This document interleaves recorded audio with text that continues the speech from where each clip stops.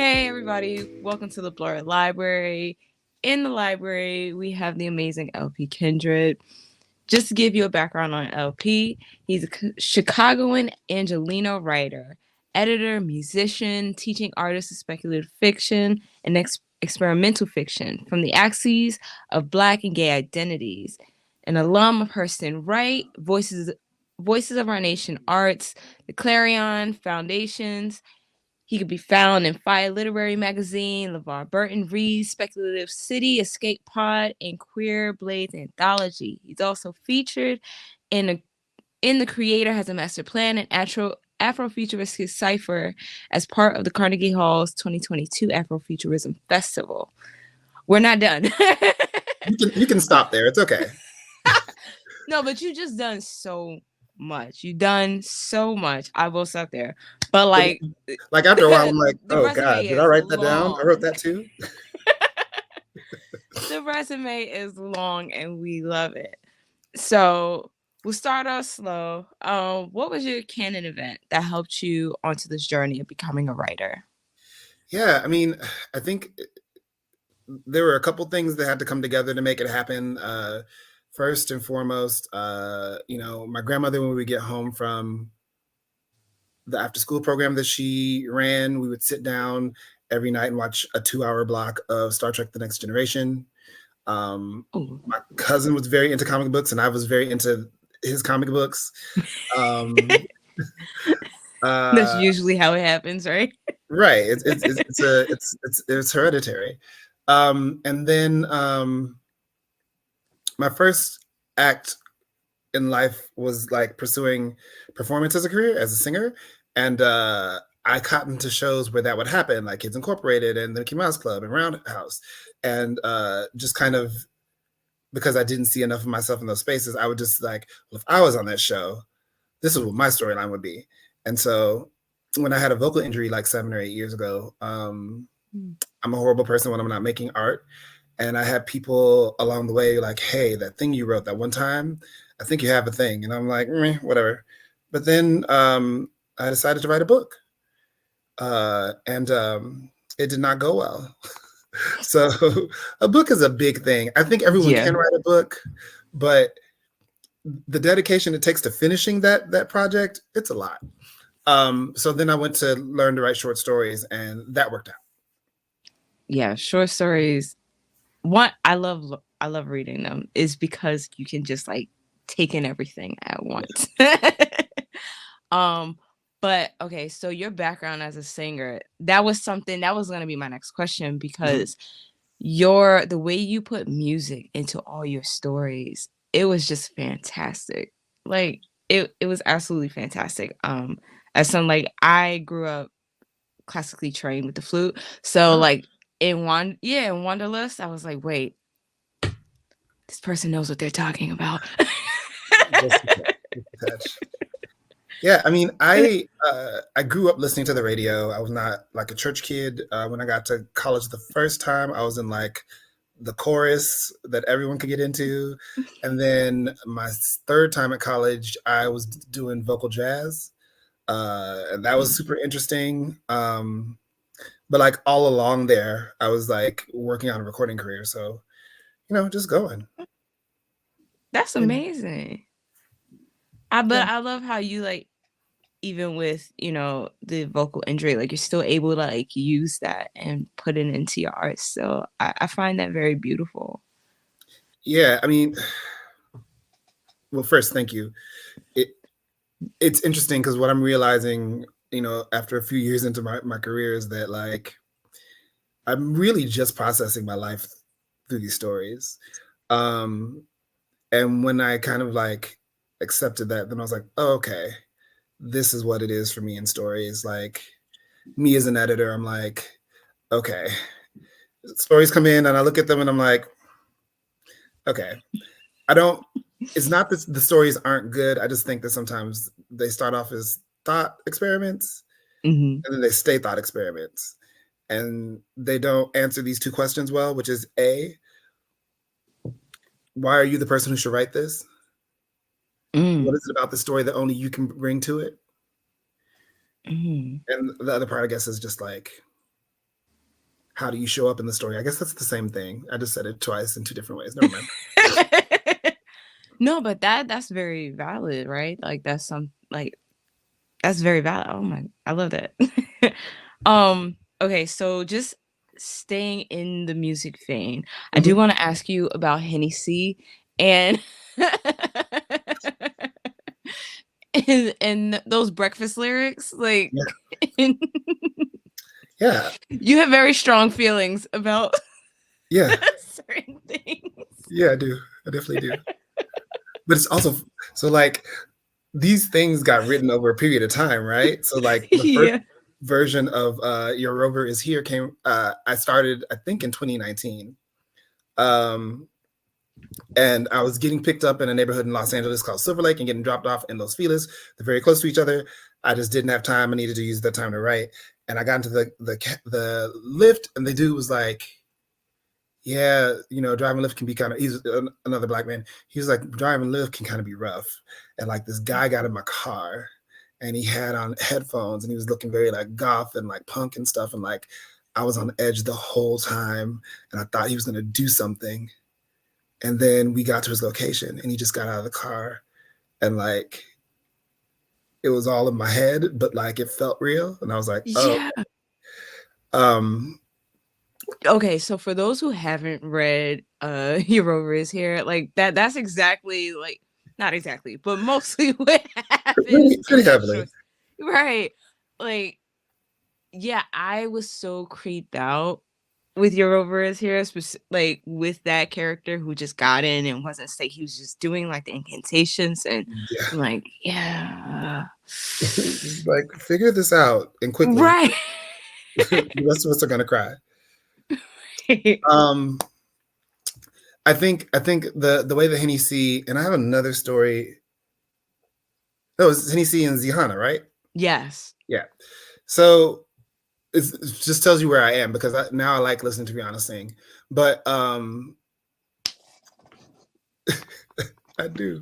No, Um, because I had the same. Okay, I'll let you talk, and then I'll. the reality of it is that like music has this way of transporting us in different ways. It affects our lives in very different ways. And so like I wanted to use that musical moment to essentially take this person out of their moment, have them have their own experience. And like I made up Henny C because it's very clear who, you know, it's a parody of. It's very clear who Zihana is a parody of. It's just like I don't know. I didn't want to use their names, but like I also didn't want anyone to not know what was going on. So those are my odes to them. But again, I like Rihanna singing it now, so maybe I wrote too soon. No, because like, okay, going to Rihanna's like, yes, okay, her music is cool, but can we safely say maybe can't, she's not the best singer. She stays in her pocket, and it's a strong pocket. Mm-hmm. It's just, it's it's a strong pocket. I agree with that, and I'm gonna add on to that. She's a very blessed individual because Yes. most people don't get the opportunity to figure the whole thing out in front of people. And you can now go see her live, which for quite some time that was not the case. But she's great now, and we saw her do the Super Bowl, and like Mm-hmm. when she was doing promo for Anti and Love on the Brain and singing Love on the Brain live, I was like, she's turned several corners, and so I'm very proud of Rihanna. Uh, yeah, yeah, I get it. Yeah. but I wouldn't call her. You know, I'm not gonna. Yeah, for sure. Nope. Get it. Yeah, I'm like, you know, she's not Jennifer Hudson, but she's also not Selena Gomez. Oop, true. Okay. All right. So, um, let's start with Wanderlust, right?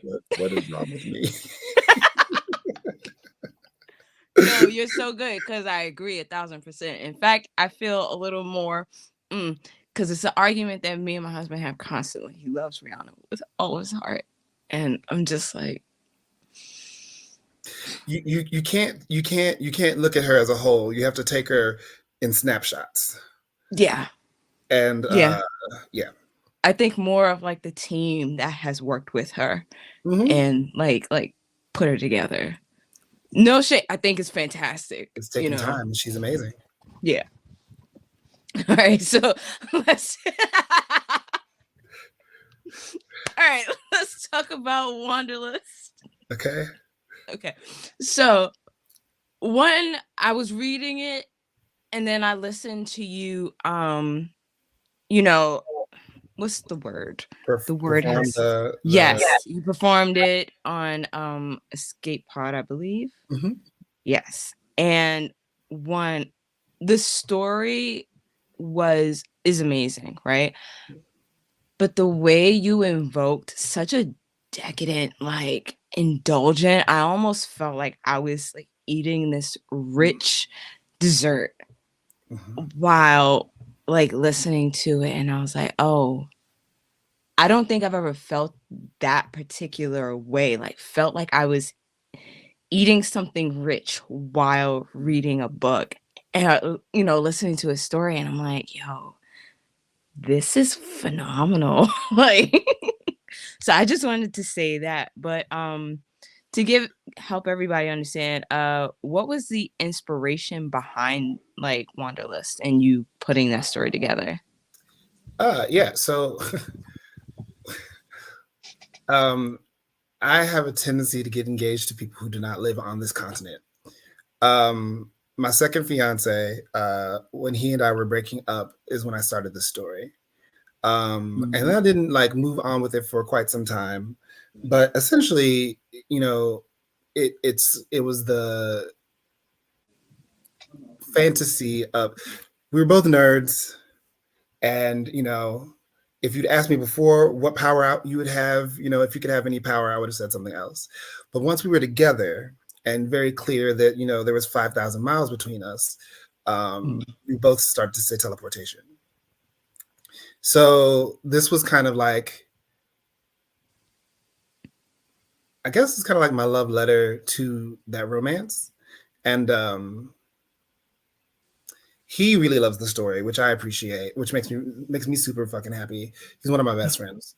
I'm so sorry. Which makes me really Oh, you happy. good, you good. Oh, okay. Uh, Makes me really happy. He's one of my best friends, and I'm glad that he's proud of it. Hmm. And so, essentially, it's a story about a guy who meets boy. One boy is very weird and kind of idiosyncratic, but the way he shows up makes the other boy like, okay, I mean, let's ride with it.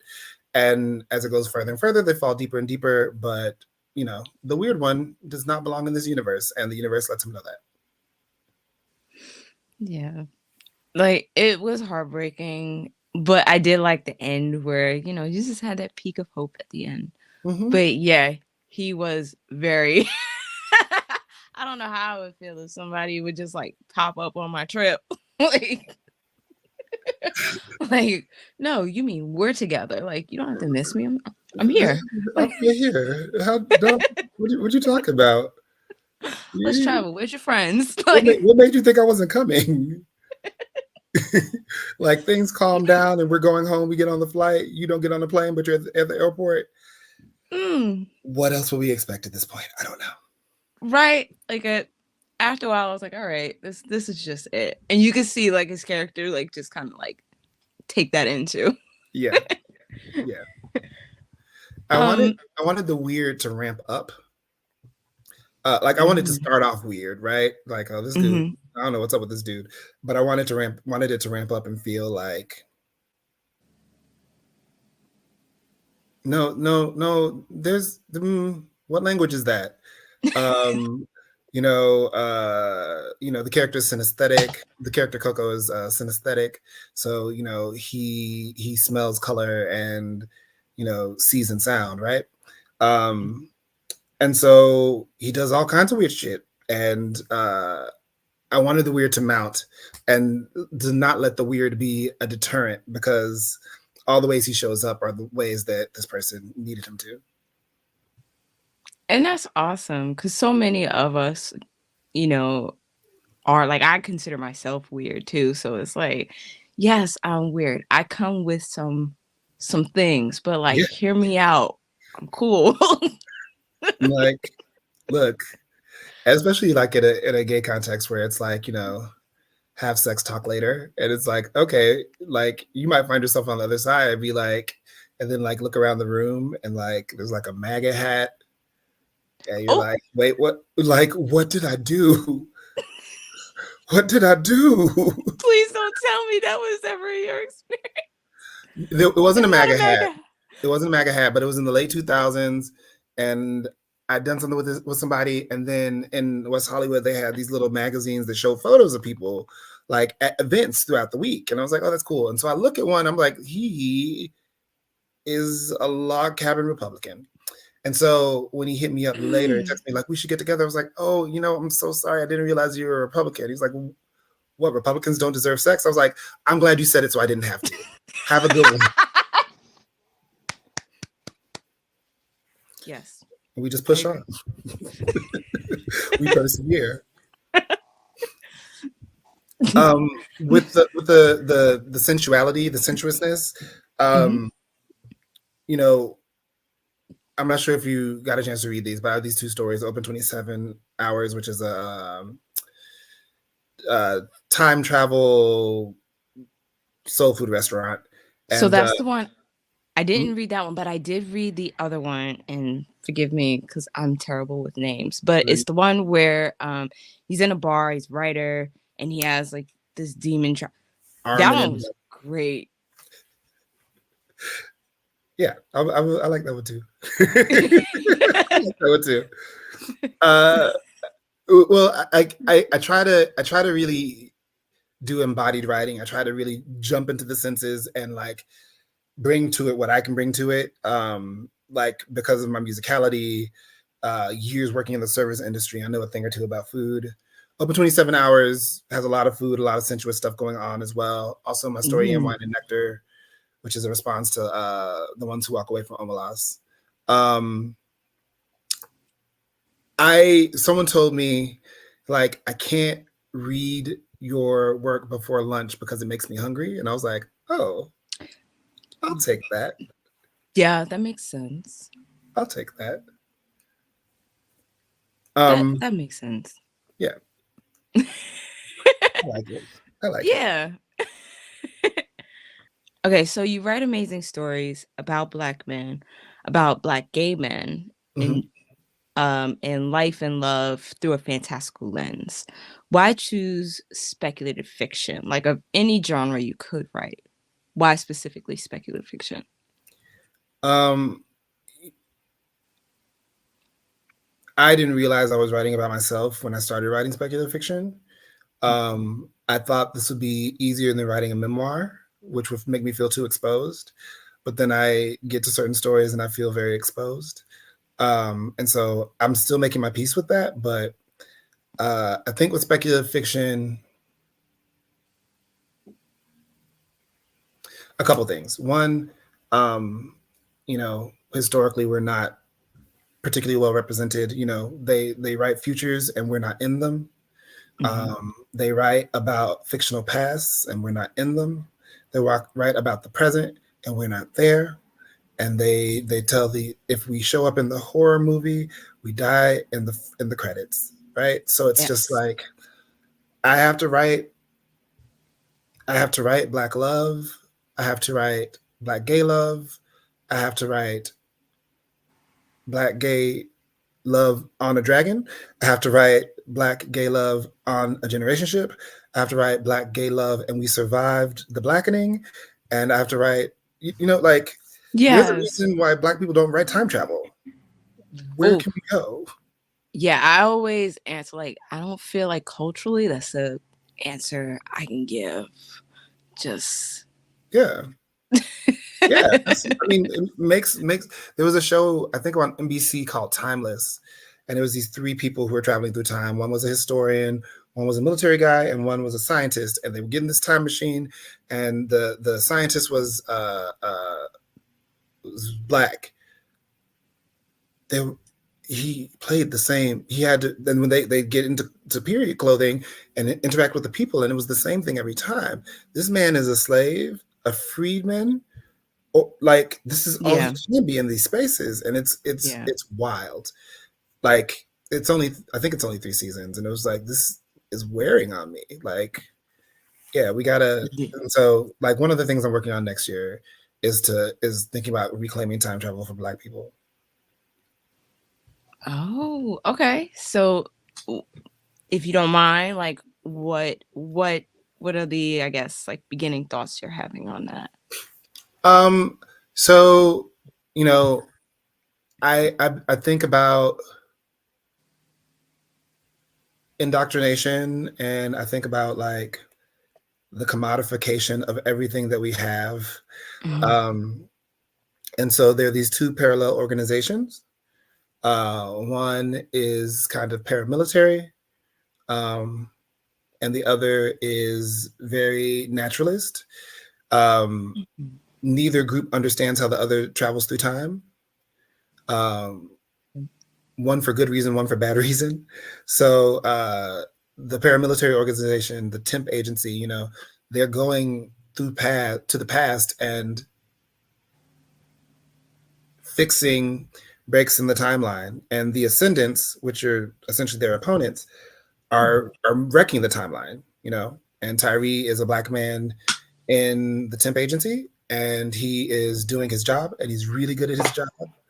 Mhm. Um, and he goes to the past and gets left behind, which is usually a death sentence. You're gonna die in that past. Don't leave anything that will belie like where you'll end up. You don't need to go to the hospital because you're gonna heal faster than anyone else. Just like don't leave a trace. So Tyree spends 5 years in the past, when his best friend and his second in command of the unit comes back to get him. But he is exploring.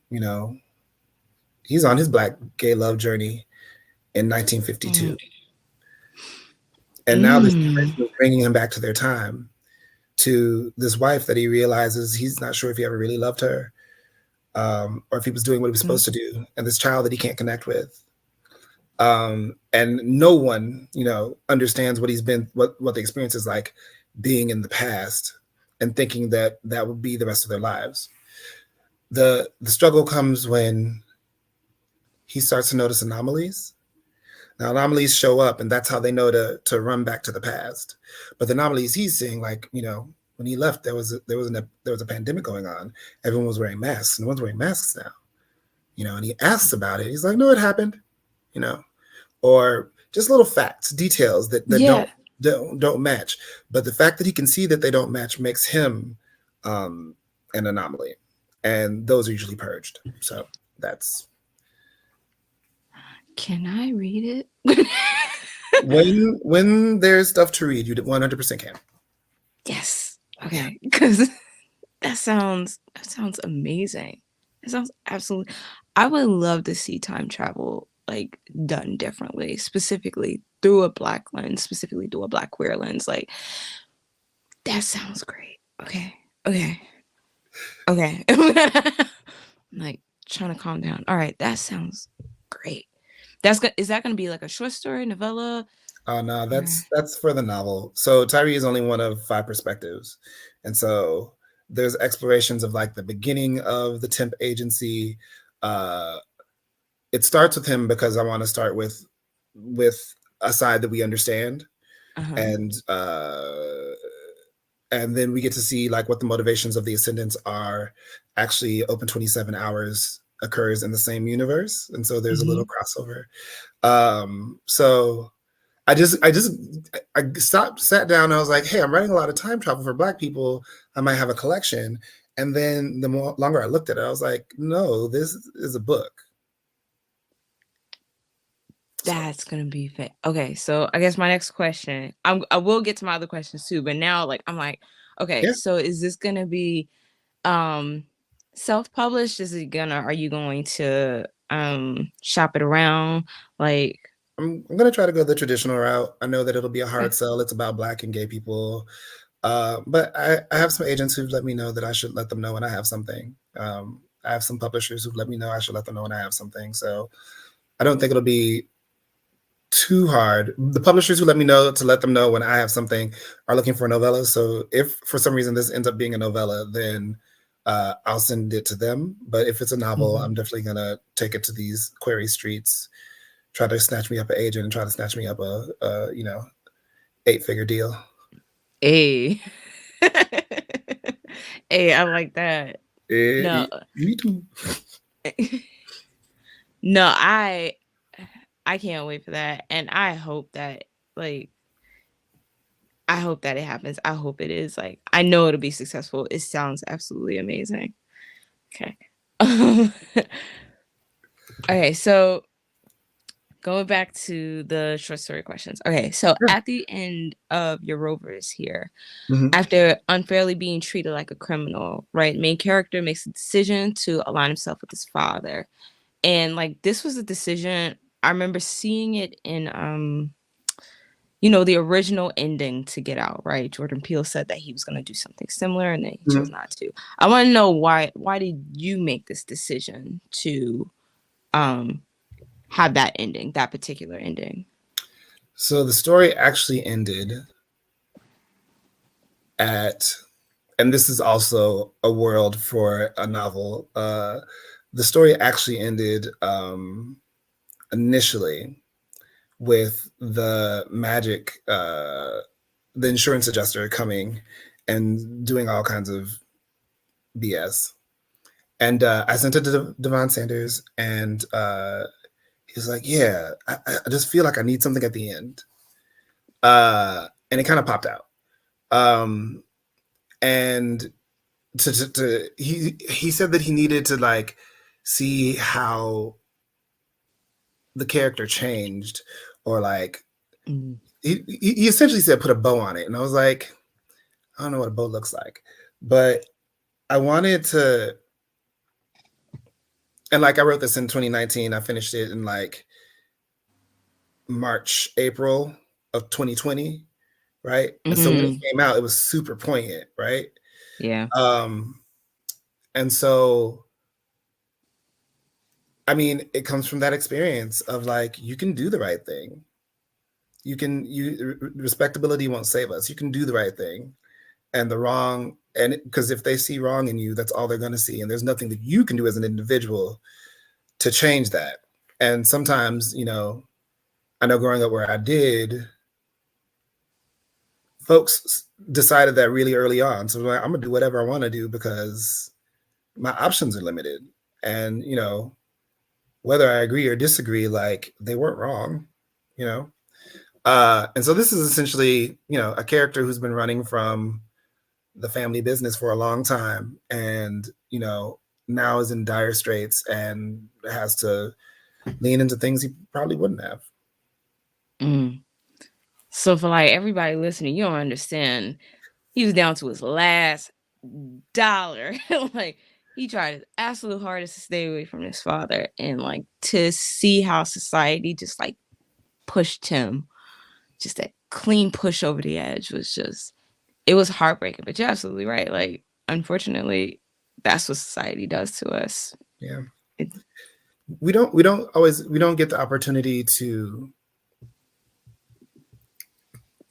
people look at two people fighting, if it's a white man and a black man fighting, the first thing that they think is that, the black man is the aggressor. I was actually on Twitter the other day, and there was a video of this man talking to this woman at a basketball game, and he's standing below her, and she's like getting belligerent, and then she slaps him, and then he decks her, and then her dude comes around and he decks him, and just like, whoa, what's going on? Then people come up, they're getting at the black man, and the camera person's like, no, she hit him first. But like they assume, right? We don't get a yeah. chance to be the hero. Do you know what I'm saying? We don't get a Yeah. chance to be, we're forced into a villain slot 9 times out of 10. And part of the way that Your Rover is here is written, and a lot of my stories, honestly, depending on who you talk to, it doesn't have conflict that shows up fast enough or blah, blah, blah. But I really believe that like heroes of my lineage, like are my mom and my grandmother and her Mhm. mother, and like they made sacrifices in their time so that I could have things now. And so like sometimes being active isn't going out to slay the dragon, it's persisting, it's thriving, it's finding joy in spite of the lack, right? And so I didn't want this character to be going out on a quest and then someone foments the quest and blah blah blah. I wanted him to be living his life, and then racism shows up and he has to deal with it because that's what racism is like. Yes, very much.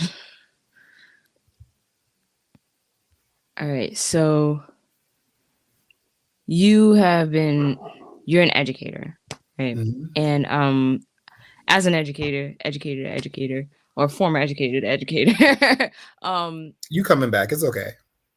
I see it. I oh, feel it. honestly, if someone paid for that PhD, I would go back in a heartbeat. I mean, look, if you found a class you wanted to teach around um, what you're doing with the Blurred Library, I can make some introductions. I know some people who know some people. You know what I'm saying? Really? So stay in your bag. Yeah. think about think about what you would want to do. But like, I think there's so much value. I mean, obviously, I watch your content, and that's how I found you. But like, I'm also friends with the Onyx with uh uh and Jerry Damali Sojourner Campbell, who's Onyx Mhm. Pages on YouTube. And Yes. she's my heart. And like, I was a fan first before we became friends. And like, there's so much value in being able to see that people are reading these books that make us feel seen. For Mm. people to say that they need us to do this work, because everyone has a story to tell. I just think, especially when you're marginalized and living at marginalized intersections, you need someone to tell you that the story matters. Yes. And like, we say that as adults to young folk, but like, we also have to say that to 40 somethings. We need to say that to 30 somethings. Like, it's really important. Yes. And I think that's the blessing and the activism of what you're doing. But if you come up with a thing you want to do for an hour, 2 hour, I can definitely put you in touch with the folks at Clarion West or Writing the Other or Reach Your Apex. Yeah. That would be fantastic, because like one of the things that I want to do, especially on this platform on YouTube, is do more panels, right? So Mhm. actually, you brought up Onyx, and like shout out to her, just like you. I started out as a fan. She's absolutely fantastic. Yeah. And she was one of the first people I sought out when I started reading Black fantasy and speculative fiction. And she actually agreed to do a panel for with me and Conjuring Literacy Shaheem. Hmm, hmm. And yeah, so we're talking, it's a panel that I created, and self plug here. I mean, um it's beautiful. I have y'all tapped for something else in the end of the summer. That's perfect. yes, right, I'm so excited for Let's that. get involved. But yeah, like it's a panel and it's titled like Our Wildest Fantasies, and Mm. how Black speculative fiction, you know, re like imagines new worlds for us, Hmm. right? And sows seeds for change. So yeah, like Yeah. this is a space that I felt at home with, you know, and I'm happy that I get to share my love of Black speculative fiction with everybody, and get to introduce you to more people and introduce more people to your work. I It's mean, the best. look, it's one of those things where like, you find some of my friends call me the connector, because like, if I have a resource, I will share this resource. I will let the people know so we can figure a thing out. And like, it's essentially what you're doing. And it's just like, when you're about community, you're about community. It just is what it is. Exactly. Oh my goodness. Actually, community, okay, we are completely gone, but I love this, right? So, community is something that I've always loved, and I've loved seeing in books, because I've always felt weird. I guess weird is the word right now, right? And like seeing how community is modeled in books. So like started with Zora Neale Hurston and how she models it, and then going into that was a motorcycle. Yes, it was. Yes, it was. Sorry, my brain. But just seeing how community is modeled in text, it reminds me constantly that that should always be a priority. Mhm. So yeah, that's all I had to say about that. Absolutely. Uh, I actively am trying to not do exceptionalism. Like I'm finding things in the craft world that I don't want to mirror in my work. One of Mhm. them is, and you get it in your reviews here actually. Um, Obviously, people do first person narratives. Mhm. Um, Sometimes people have called my work talky, um, which I like because I'm trying to Yeah. evoke the oral tradition. Um, what I was talking about earlier about not being, I call it a reactive protagonist versus a passive protagonist. Like they're Mhm. doing things, they're living their life, but they have to step out to do a thing, blah, blah, blah. And the last one is collectivism versus exceptionalism, where like the boy with the scar is the only one who can save everyone. Watch him do it, even though there's a group of people behind him who made this And it's possible, real, right? and it's really the only way he actually like succeeds. Absolutely.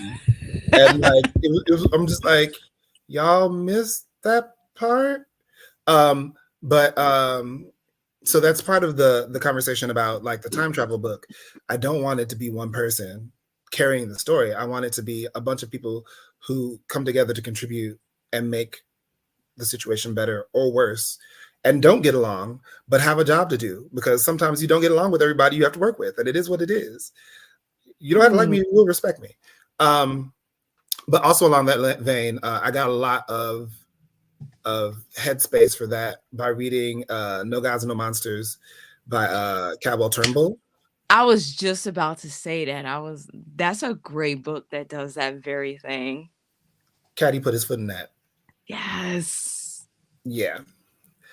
I would see him at conferences, and like I would hang back, and then he was by himself. I'm like, hey, how you doing? He's like, I'm good. I was like, all right, where's my book though? Because it's been a year since book one, and bitch, I'm mad. Um, but but yeah, that book, the way that book is structured, you know, it's not all the characters have arcs, but we learn about them in the before, the during, and the after of these big events in the world, which is just genius because you just think about what those events are and you plug and play. Um, but also, there's a lot of conversation about like coalition building and the collectivist nature of bees, and there's a co-op business, and people are trying to figure out how to share community in one way or another all throughout that book. And I was just like, oh, he did this so good.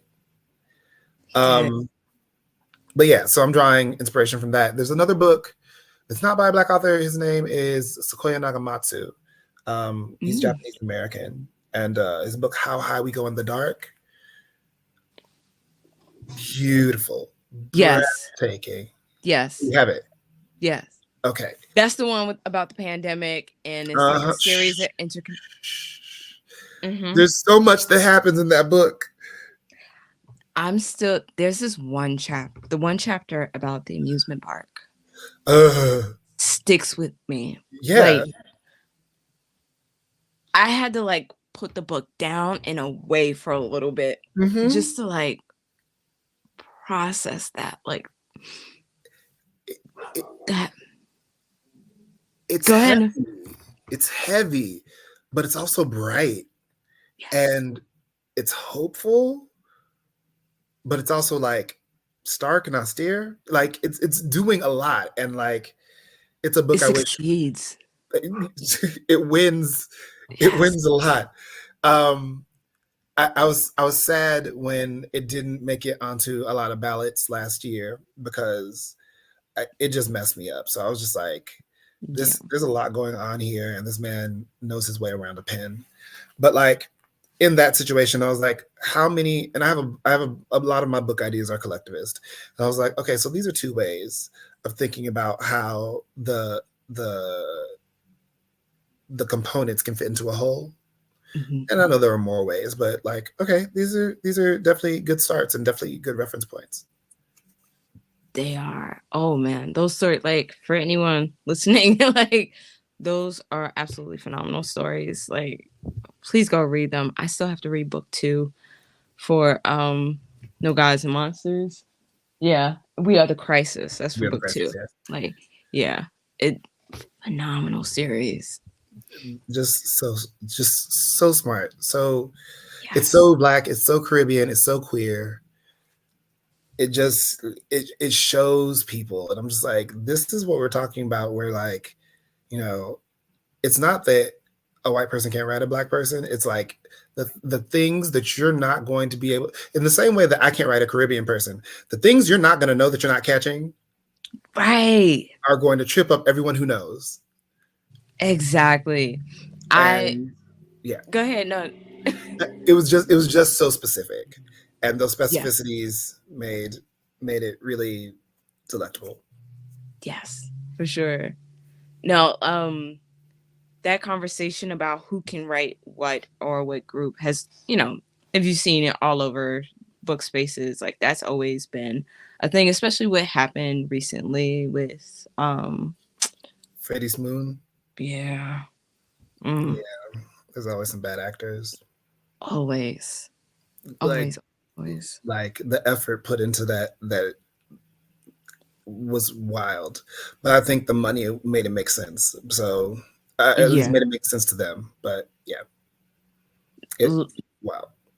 yeah. I was floored because usually like whenever I find a book, I'm like, all right, let me create my little dossier and go to Google and search Instagram. Like, no, they had to go through like years of, oh my goodness, like And stacks of receipts, stacks. stacks of receipts, like investigative reporter. Like, I'm about to blow this case out of the water. Like, they need to put that person in the FBI. We'll Exactly. figure Like, out who shot JFK and Tupac. right.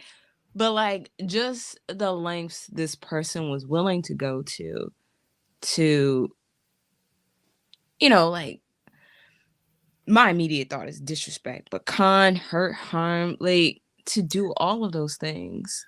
to cultivate a community and then lie to them, to make them complicit in the lie. Mm, You mm. you've turned their integrity into something that can be questioned.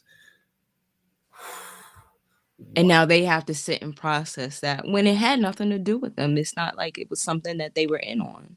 Right, right. But they were defending their friend in some cases, and it's like, yeah, you got to be careful. You got to be careful. Yeah, absolutely. Um, I want to run back to this question about educating. Um, Yes. Right. We one done. of my look, I'm good with the tangent, but you wrote down the question, so it helped. Uh, the the workshop that I think I do best is definitely Fix It Jesus. It's where we take a piece of content that we love or love to hate, usually love to hate, and you find the things that make you angry about it, and you flip those things, and then you write it as a new story, essentially. Um, I I have a Tuesday night thing with one of my friends, and we watch a show, and I got her to watch Half Bad, which is on Netflix. They canceled it so fast, which is so stupid. The show was so good. It's British, but it has pacing, it has recursion. The lead character is magnetic. There are a lot of ugly white people in it. It's British. They couldn't help it. Mm. But it's Harry Potter, and I've seen it at least 8 times, and I'm watching it with my friend on Tuesday or last Tuesday, and I'm like, this is Harry Potter. This is Harry Potter, but run through my mill of Fix It Jesus. Instead of the exceptional one, the chosen one, this is the cursed one, Mm. right?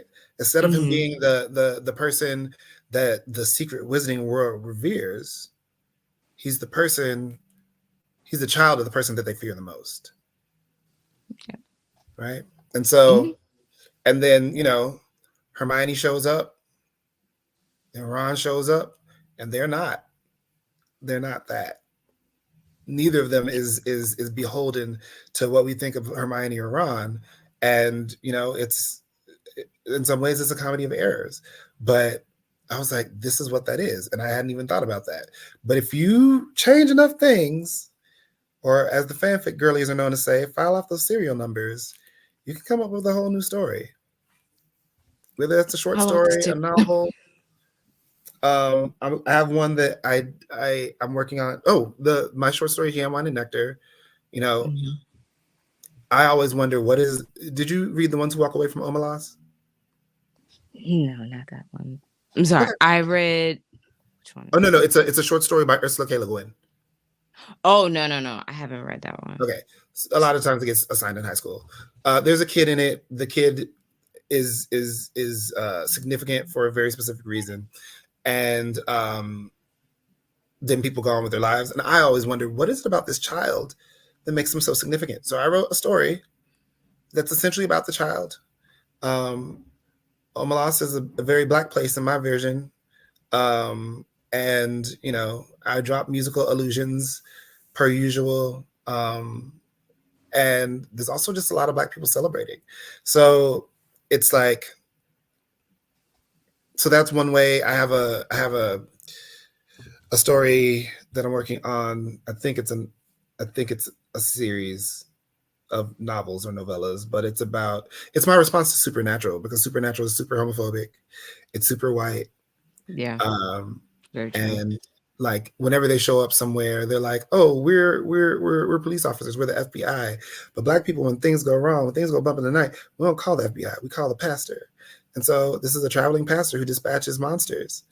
Um, and while Supernatural had a running gag that the brothers might be lovers, he's a gay man and he does gay man things, and sometimes that complicates things. It's like, yes, this is how you figure out a thing. So yeah, Fix It Jesus, turning the story around until it makes sense for your world. Nice. I like that. I really like that as a writing exercise. That's fantastic.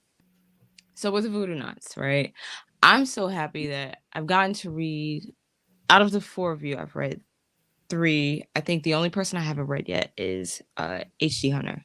Mm-hmm. Um and I see like I feel like I'm reading superheroes works. Like y'all came together like the Avengers. And cuz I haven't each of your works are different and Mm-hmm. they're so great individually. And I'm like, oh my God, these four minds came together to like create something and pass on their knowledge to other people.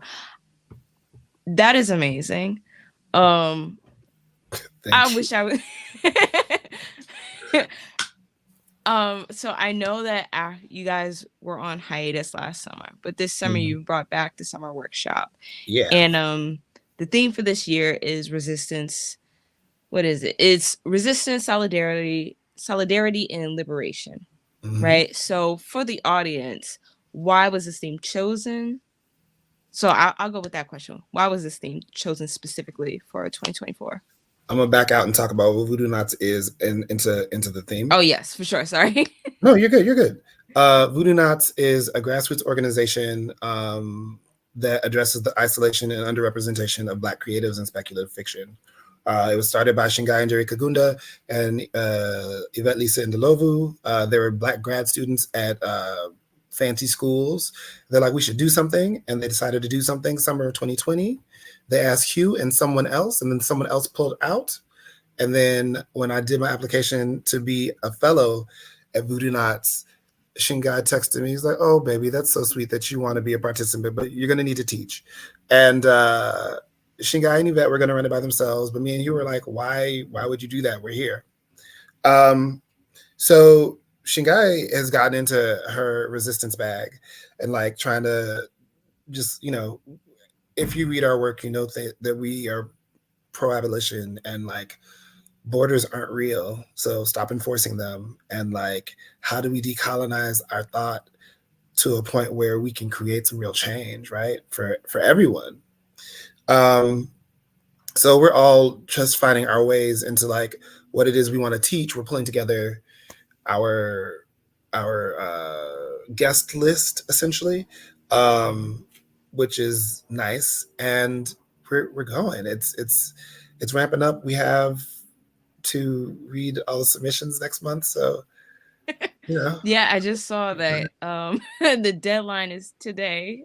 Oh, I so know. yeah. Yes, May In fact, 1st. pardon me, I'm gonna do something real quick because last year the deadline happened and we forgot to close the thing. It's all good. I'm happy I can remind you. Because that was a thing that happened. Um, yeah. So you mentioned Shaheem. He was one of one of the fellows from the last class. I'm always on his ass about this short story collection. Um, just some really wonderful people. Maya Beck.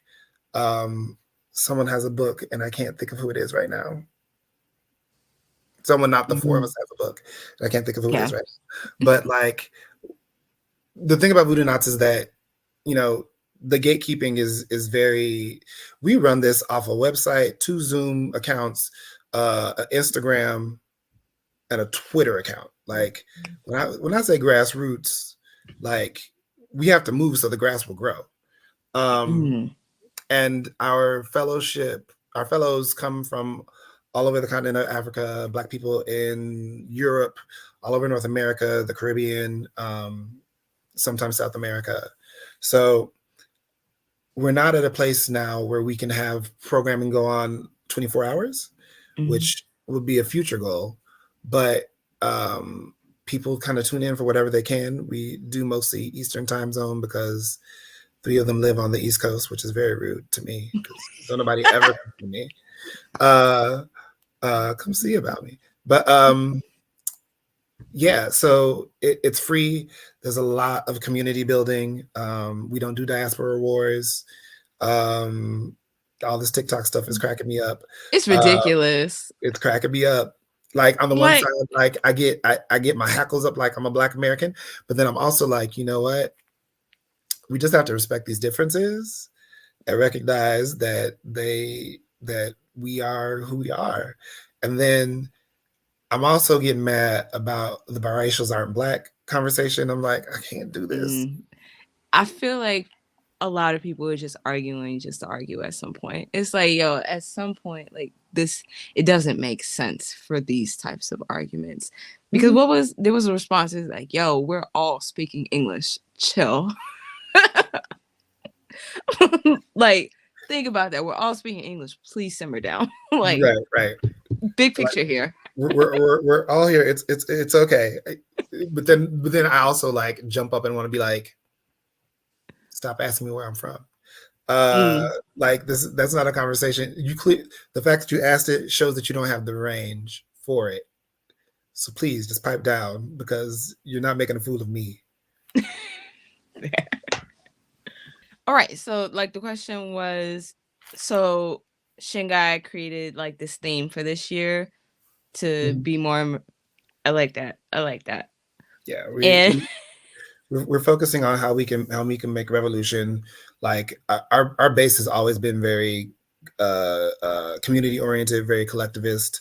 yeah. She's known as the check-in queen because we can do a 45-minute check-in because we go to every person on the screen and ask them, you know, where they are, how they're feeling at the moment. And like it takes a really long time because we do it every time we come back. But it's actually really good for people because who checks on you that much? Yeah. You know? Unfortunately, that doesn't happen too often in our world, Yeah. right? Okay, so in my belief, right, I believe that Mhm. speculative fiction helps us understand the world and Mhm. helps us to reimagine the world, what it could be, and I think Sammy Shalk says this as well. Where what it could be and then what it will be if we continue on the path Mhm. we're on, right? So do you find it frustrating, or like what do you have a feeling behind people who write speculative fiction, but I don't know how to say this without being they write speculative fiction who, you know, they don't speak to those things. They don't speak about resistance. They don't speak about liberating people. They don't speak about giving voice to marginalized voices. Mm-hmm. I think, there are things that we're taught not to speak about, right? You go on a first date, you don't talk about politics or money, right? Mm-hmm. The thing is that the people who are able to withhold those conversations from friendships are the people who have the most privilege, right? So, if the conversation is right, what well, Yvette knows living through 2 dictatorships, right? So it's like you develop the range. Like, there are writers who are young, and I'll be like, oh yeah, maybe you should wait on that novel. Maybe you should wait on that collection. But Shingai, Yvette, and my friend Mara Olivas, young folks selling books, and the books are bad. Whew, they Yeah. good, right? Yeah. Because they've been through some stuff and they're processing it. I think when people forget to, I think people don't want to get race wrong, and B, don't know where to start. And on some level, I understand that, but that ignorance can't be the reason that you don't include people who are different. And that ignorance, there are a lot of ways to do research to figure out how to make what you want to make into what you want it to be, and how to execute well. When I finish a draft, I let it sit. I'm going to come back to this draft. We're going to work it out, make it cuter. I have a person I'm going to send it to next, right? And I send it in waves, right? Because I don't want to send the same person this different version of the book again and again and again. I send it out in waves. This is my first line. This is my second line. This is my third line. And like, if I have, if my book has Caribbean Latinos, I'm going to make sure that Will Ralston's in the first group, E.G. Conde's in the second group, Mara Olivas is in the third group, and Cynthia Gomez is in the fourth, right? I want to make sure that I get these perspectives from people who have experiences that I can't speak to. Like, am I going to write? Is that a baby? Yeah, it's my son. Hey, King. I'm sorry. You're good. Hey, buddy. What's up? I would love to say this room is mine, but no, he's in here all the time. I mean, I love that. All right. I forgot what we were saying. I'm not sure where we were. Let's talk about range. And all of our writers have the range. You just kind of need that push sometimes. Yeah. And we have different themes every year because we're passionate about different things every year, and my class this year is going to be about creative research and how you can use everything around you to push your imagination to make something new and different. But yeah, we kind of do what we're passionate about and what we want to share. I'm doing creative research this year, so talking about the pieces that made them who they are, and the pieces that inspired the work that they're working on. Like, I have a time travel novel, a zombie novel, a superhero family novel, and Afro Fae in space. Like, there's work to be done, right? So if we can ideate and execute fast enough, we can flood this market, and they can't say that we don't have the goods. Can't, absolutely not. All right. So I guess I have 2 more questions. So what are you currently, besides you watching on Tuesdays, what are you currently reading or watching? I'm in the middle of my annual rewatch of Grey's Anatomy. I like to cry sometimes, and I can't just hop into episodes. Like, I have to go through the whole thing. Like, George has to be, secretly gay the whole time, so that when he dies, I cry. You know what I'm saying? Um, Mama has to come back after Burke leaves. These are spoiler warnings for Grey's Anatomy, and this is not my problem. Mama, Mama has to come back in the second episode of season 3, because Burke left Christina at the altar, and I was like, child, I don't know, because Christina's life is just messed up right now. I like to feel things that way. And what I'm reading is, I forget what the title is, but it's the third book in the Acacia trilogy by David Anthony Durham. That sounds familiar. Oh my goodness. I feel like they lose the collective minds at a certain time. They're teaming up on you. The Acacia trilogy is like this epic fantasy that features a black. It's actually Fix It Jesus, but on Game of Thrones, where the 4 kids go to the 4 corners of the world, and then they have to come back together and try to make the world work. I was like, I've seen this cover before. Oh snap! Yeah. Okay, all right. You just put another book on my okay. Yes, it's good. That's good. Okay, and finally, before my family loses it, what is your definition of rest, and are you currently practicing it? Because a lot of us, we say, but we don't actually. I am not practicing rest. I think at this point I am.